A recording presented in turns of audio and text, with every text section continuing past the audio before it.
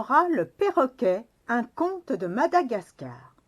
Autrefois, Koera le perroquet avait un bec fin et droit. C'était pratique pour piquer des sauterelles dans l'herbe. Chaque jour, Koera se régalait et disait « Ah, ces mangeuses de choses vertes sont vraiment délicieuses !» Un matin, les sauterelles de la tribu des Valala, qui ne savaient plus comment se défendre, se mirent en colère et préparèrent un plan de guerre.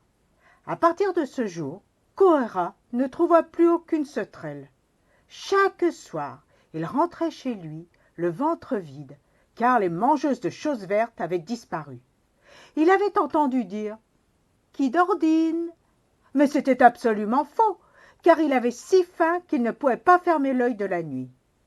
Une semaine plus tard, Koera ne tenait plus sur ses pattes. Il partit à la recherche de nourriture en volant avec difficulté.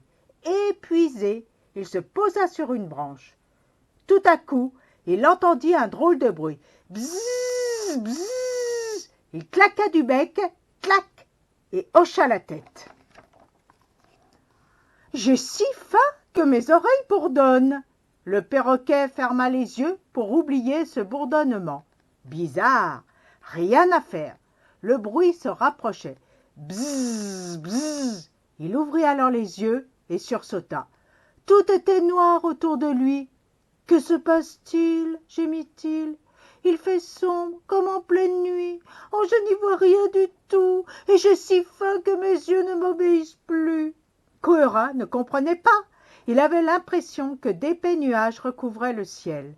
Des nuages qui passaient et repassaient devant ses yeux. Des nuages vivants. Des nuages qui le piquaient par-ci, le piquaient par-là. « Horreur !» s'écria soudain le perroquet. « Ce sont des nuages de sauterelles !» En effet, des dizaines, des centaines, des milliers de sauterelles voltigeaient autour de lui. Elles tourbillonnaient et le frappaient comme 1000 petits cailloux.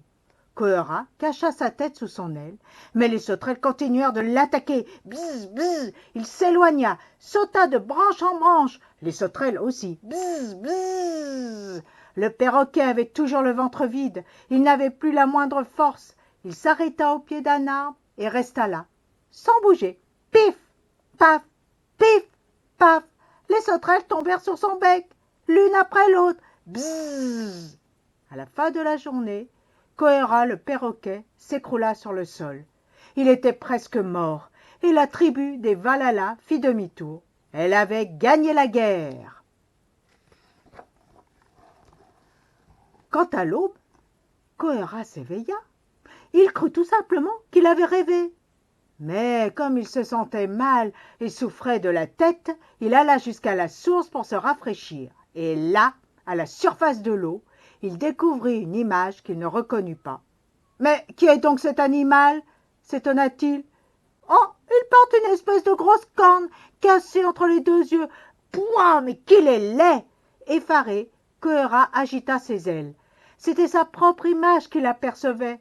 Son joli bec droit et pointu était tout tordu. Jamais plus à un an il ne pourrait piquer dans l'herbe les délicieuses sauterelles. Il devrait se contenter de graines et de noyaux faciles à casser. Ah oui, les mangeuses de choses vertes s'étaient bien vengées.